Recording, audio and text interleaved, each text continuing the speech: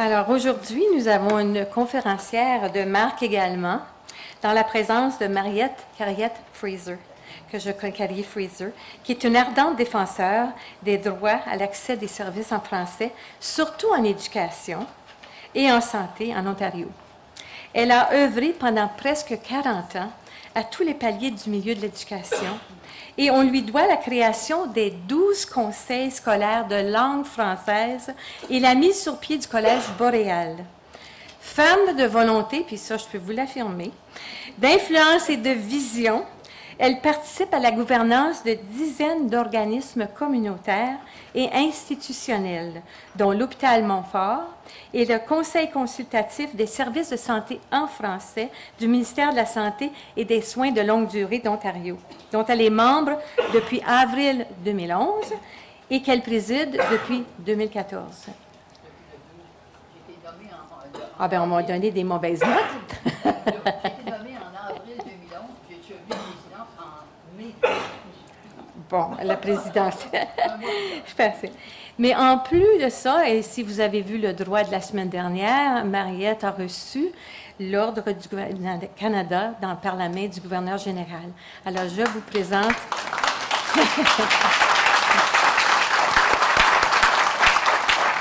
Madame Carrier-Fraser va vous présenter une conférence pour mieux comprendre les grandes lignes de la loi 2016 donnant la priorité aux patients, donc la loi 41, les impacts de la loi sur l'accès aux services de santé dans notre communauté et les résultats visités par cette transformation-là. Madame Carrier-Fraser.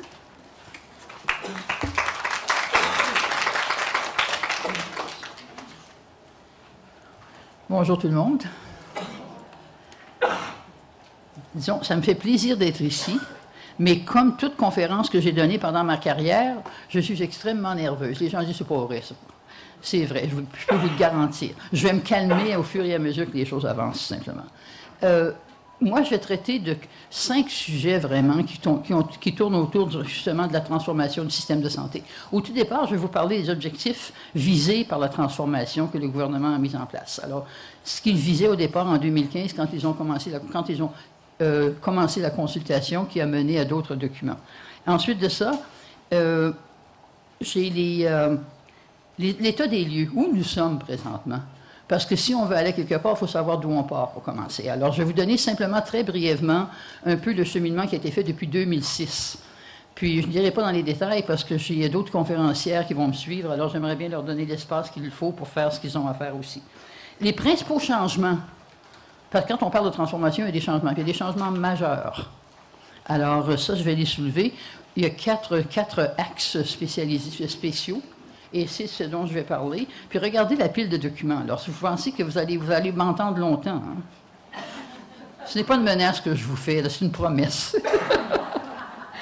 Maintenant, ensuite de ça, je vais parler un peu du rôle du Conseil consultatif pour les services en français. Parce que nous conseillons le ministre de la Santé. Puis, je vous le dis qu'on a des conseils à lui donner ces jours-ci. Hein. Avec toute la transformation du système, là, on passe beaucoup de temps. Je vais vous parler un peu du nombre de réunions que nous tenons maintenant comparé à ce qu'on tenait quand j'ai commencé. Alors, si on transforme un système, puis on dit tous les dossiers qui affectent les francophones, mais tous les dossiers en santé affectent les francophones.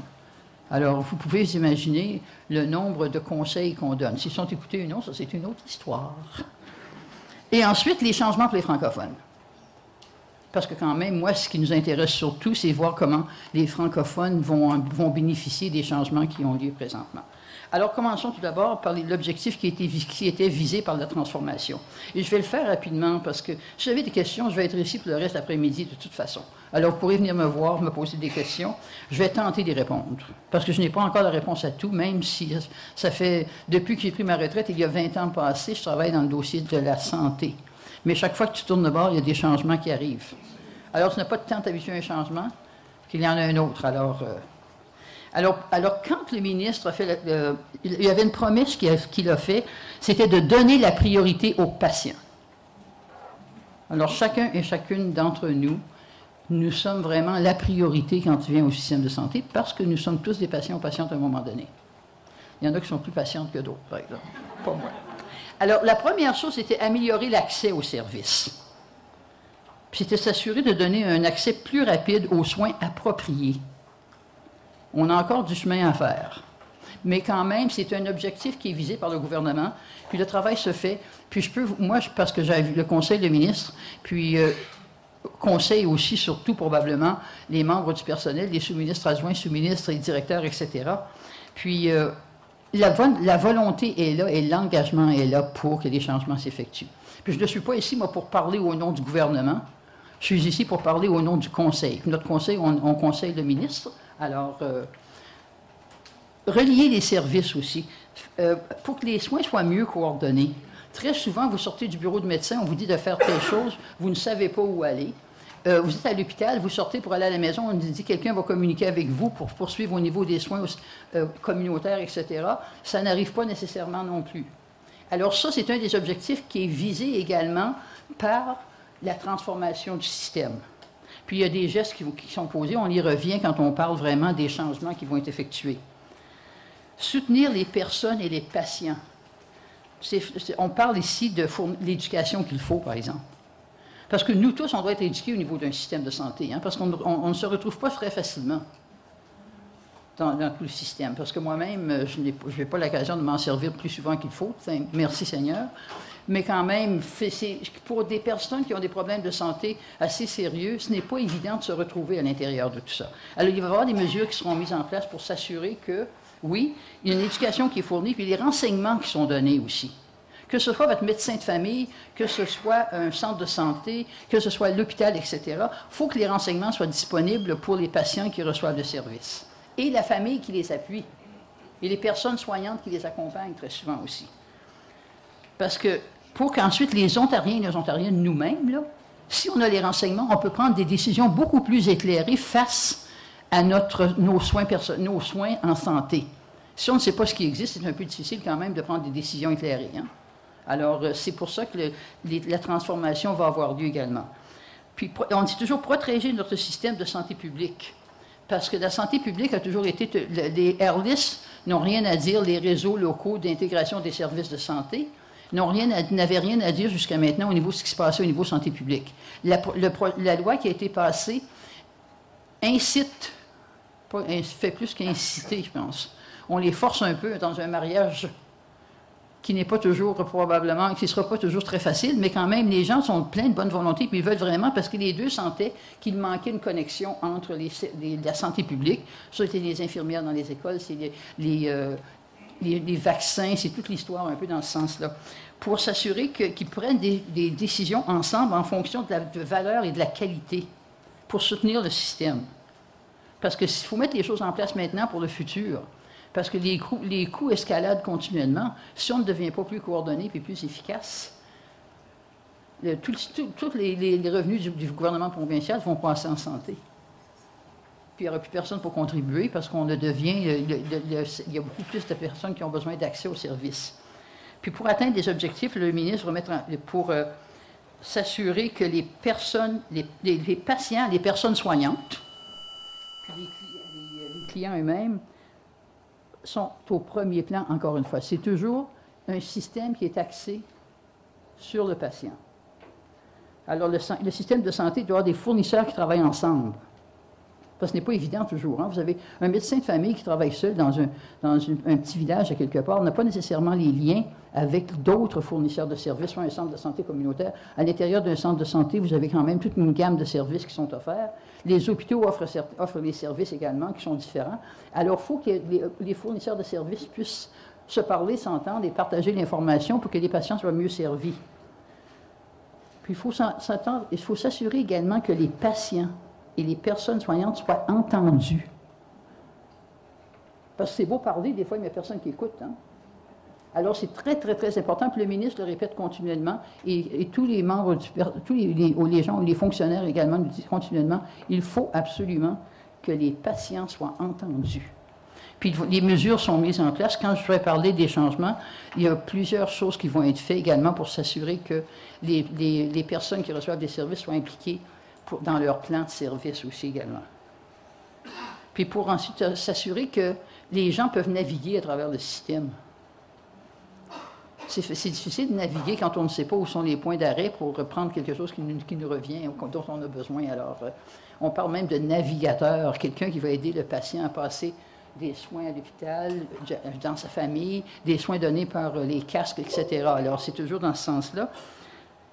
Puis, quelqu'un qui soit chargé de garantir une coordination à l'échelle locale. Puis, à l'échelle locale, ce sont les AIRLIS. Les AIRLIS ont une responsabilité de le faire, et c'est une responsabilité des entités de planification qui sont également des réseaux. Alors, les réseaux doivent travailler de près avec les AIRLIS, puis dans les nouveaux projets qui vont ressortir, c'est beaucoup plus clair que ça ne l'a été quand les AIRLIS ont été fondés il y a quelques années. Alors ça, ce sont les objectifs visés. Ce sont des objectifs qui visent haut. Mais si on vise là, on n'ira nulle part. Alors, il faut viser haut, ça ne veut pas dire que dans 10 ans d'ici, le système va être complètement changé, mais au moins, moi, je dis, chaque petit pas qu'on fait dans la bonne direction, ça va nous assurer vraiment un meilleur service. Mais il faut qu'on y participe tous et toutes. Puis moi, bien, je participe le mieux que je peux, mais à un moment donné, je vais vieillir. Moi aussi, j'oublie que je vieillis. Hein. Jusqu'à ce que je me regarde dans le miroir le matin, je dis, oh my God, où est-ce que j'ai passé la nuit? Puis à mon âge, je passe la nuit dans mon lit. Maintenant qu'on connaît les objectifs qui sont visés pour la transformation, mais avant de procéder à décrire les principaux changements qui vont permettre au ministère de la Santé d'atteindre ces objectifs-là, il faut jeter un coup d'œil sur la situation actuelle. Je ne donnerai pas tous les détails depuis la création des temps. Alors. Je retourne simplement en 2006. C'est la loi de 2006 sur l'intégration du système de santé local. C'est à ce moment-là que le gouvernement a créé les AIRLIS, les réseaux locaux d'intégration des services de santé, qui ont pris quand même, eux-mêmes, c'était nouveau, c'était une nouvelle responsabilité, ça n'existait pas. Alors, ils ne pouvaient pas apprendre de leurs prédécesseurs. Alors, il fallait que, puis dans les 10 ans depuis qu'il existe, il y a beaucoup de progrès qui a été fait. Ils comprennent de mieux en mieux leur rôle. On oublie toujours les francophones, par exemple. De temps en temps, il faut leur rappeler, moi, à toutes les rencontres auxquelles je participe comme présidente du conseil consultatif, je répète continuellement. Puis là, je ne dis plus « What about the francophones » là, je ne le dis plus. Là, simplement, c'est essentiel que vous nous apportiez comment vous allez traiter du dossier francophone. On fait partie on est dans la loi, de toute façon. Je ne rappelle pas la loi, moi, je rappelle simplement un principe d'équité. Les anglophones doivent traiter de façon équitable, les francophones doivent être traités de façon équitable et avoir des services équitables, et on mentionne souvent les Autochtones. Si on regarde, on est encore mieux nantis que les Autochtones le sont, parce qu'on les a quand même ignorés pendant plusieurs années. J'ai vécu sur une réserve l'année dernière pour 2 semaines, simplement pour mieux comprendre le système. Puis, je suis sorti de là, je me disais, « Oh my God! » Tu sais, je me disais, on est chanceux dans le fond. Alors, maintenant, la loi de 2006, quand on fait pour l'intégration des 14... C'était les 14 réseaux qui ont été mis sur pied. Puis c'était pour donner... Depuis ce temps-là, il y a un accès plus large aux soins primaires. Parce qu'on donne une statistique, 94 des Ontariens, pas des Franco, des Ontariens ou Ontariennes ont accès à des soins primaires. Un médecin de famille, un centre de santé familiale, une équipe de santé. Moi, j'ai posé la question, OK, fine. Combien de francophones ont accès à des soins primaires en français? Peut-être dans l'est de l'Ontario, c'est pas mal. Mais déménagez pas à Hamilton ou à Toronto. J'ai vécu de Hamilton, Toronto, Thornhill, Cambridge, Kitchener-Waterloo. J'ai fait un peu le reste, puis dans le nord aussi. Mais il y a beaucoup de progrès à faire de ce côté-là. Beaucoup plus d'accès, mais pas nécessairement pour les francophones. Plus de soins à domicile et en milieu communautaire. Oui, il y a eu une augmentation, les casques, etc. Mais encore une fois, il faut se pencher sur la question des services en français. Puis là, je vais vous dire aussi ce qui arrive aux casques quand je parlais des changements. Les temps d'attente réduits dans les salles d'urgence. La plupart d'entre vous me disent, allez pas à l'hôpital. Parce qu'il y a, oui, il y a des changements qui se font, mais il y a encore du chemin à faire. Dans tout ça, là, il y a encore du travail. Puis moi, je dis toujours, ce ne sera pas de mon époque à moi, de ma vie. Si je vais mourir avant. Les soutiens renforcés aux personnes pour rester en santé, ça, c'est tout le dossier prévention et promotion. Ça, c'est une dimension qui est importante aussi. puis meilleure protection pour le système de santé, comme de raison. On a un système qui a besoin de... Il y a toujours besoin d'amélioration, il n'y a rien qui est parfait. Mais quand même, on a un système qui mérite d'être protégé. Maintenant, ça, c'était à partir de la loi de 2006, la loi sur l'intégration.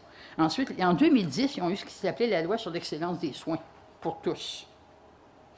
Puis ça, c'est 5 minutes. Oh mon Dieu, alors je ne pourrai pas finir. Je vais vous donner mes notes, vous les lirez à temps perdu. La loi de 2006, la loi de 2016, non, la loi de 2006, c'est-à-dire a créé les conseils consultatifs. Le conseil consultatif dont je parle. Ensuite de ça, il y a ensuite les comités. On voulait créer des comités consultatifs. Puis là, c'est à ce moment-là que la FO, dont j'étais la présidente à ce moment-là, on a simplement intervenu auprès du gouvernement pour dire on ne peut pas avoir des comités consultatifs. On les a eus en éducation. Pour ceux qui connaissent ça, là, moi, j'étais membre de CCLF. Puis je dis, ça ne tournait pas rond tout le temps.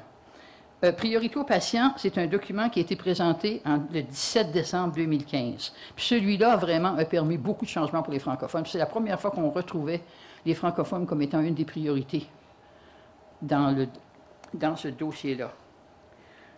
Maintenant aussi, si on regarde, il y a une lettre de mandat qui est sortie pour les AirList maintenant.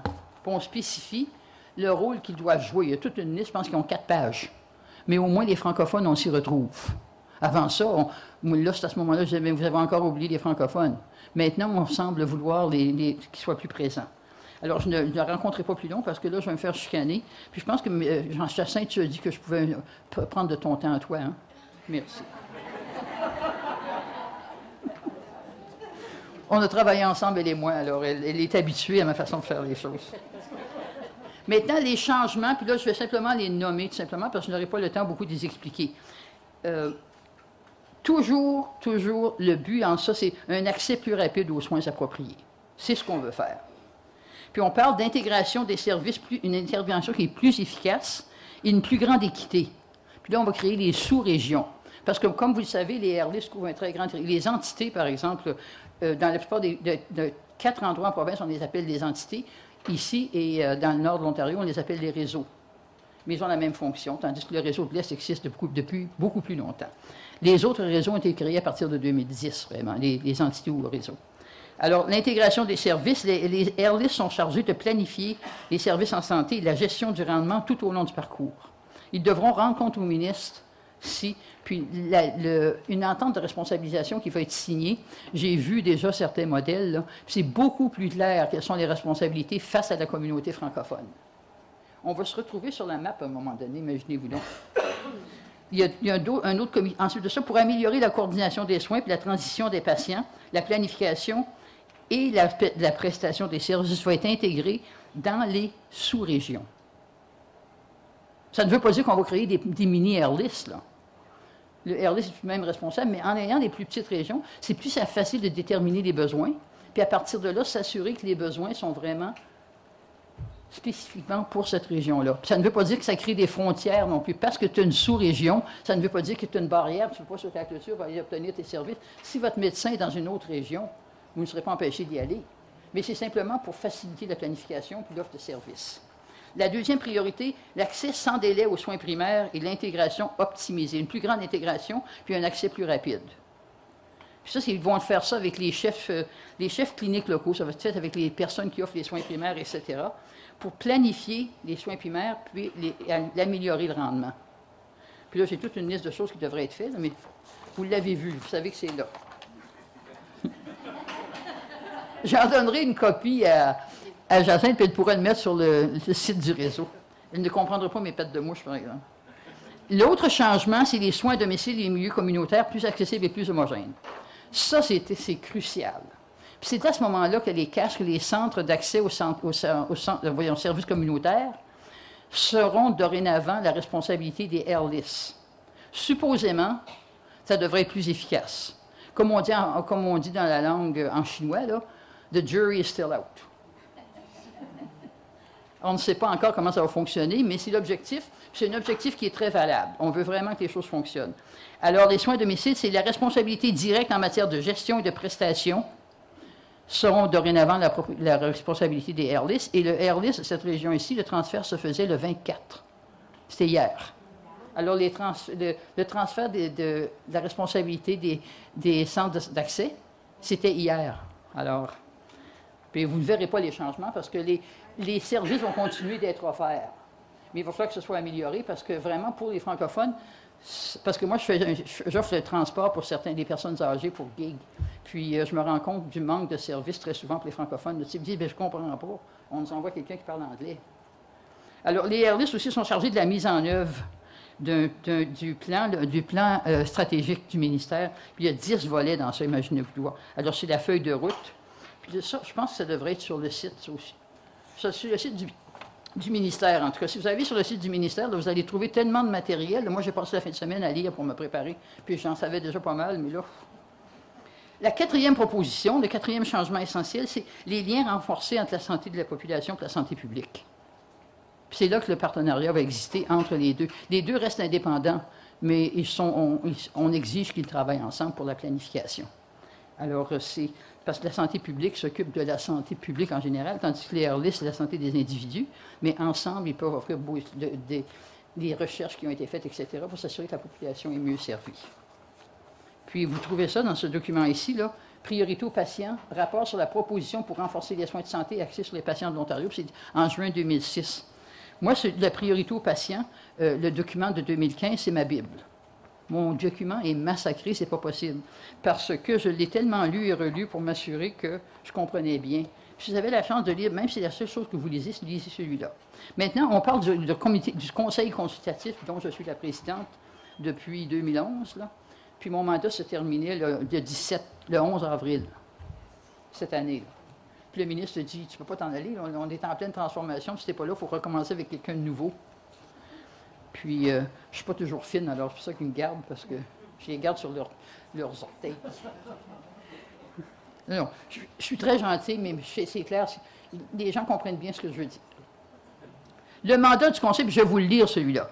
Conseiller le ministre de la Santé et des Soins de longue durée sur les questions relatives à la santé et la prestation des services qui concernent les collectivités francophones et sur les priorités stratégiques à intégrer au plan stratégique provincial à l'égard de ces collectivités. Bien, moi, je peux vous dire que tous les dossiers, là, toutes les priorités du gouvernement en santé sont les priorités des francophones. Alors, nous, on conseille les ministres. Ce que je dois dire, par exemple, le ministre et ses fonctionnaires sont très ouverts au changement. Puis moi, je dis toujours au ministre, si c'est pas pour m'écouter, je vais rester chez nous, trouve-toi quelqu'un d'autre. Simplement, c'est pas compliqué. Puis, je peux me permettre de tout ça parce qu'il est plus jeune que moi, alors je me dis, j'ai le droit d'aînesse.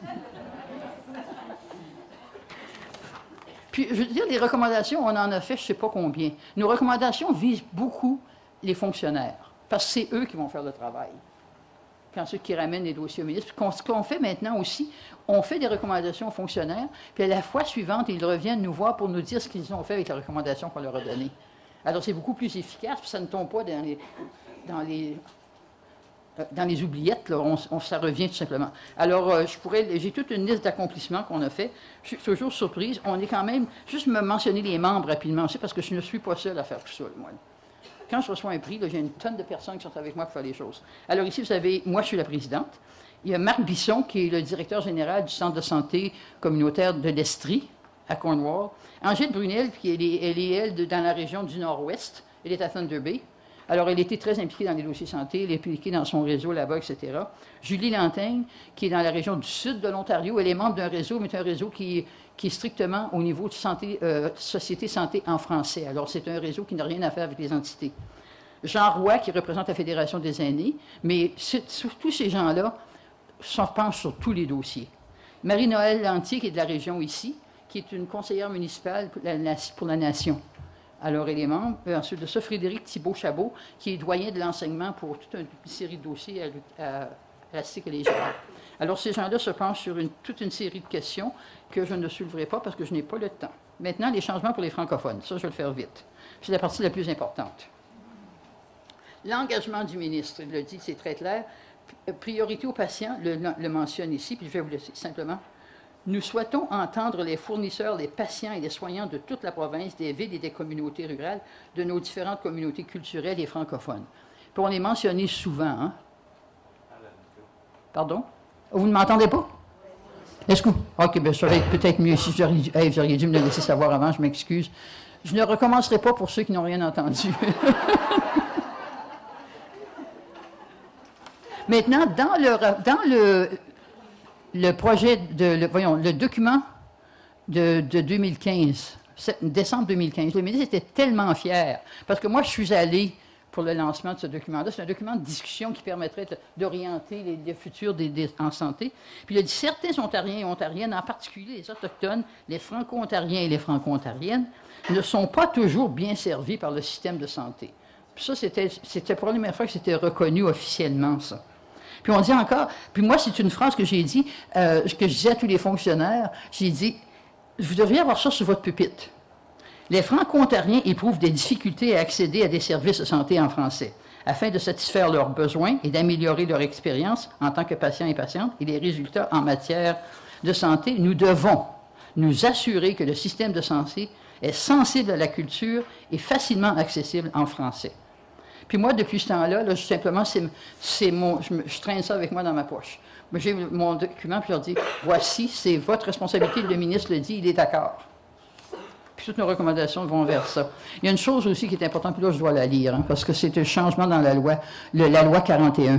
Puis cette dimension-là est importante.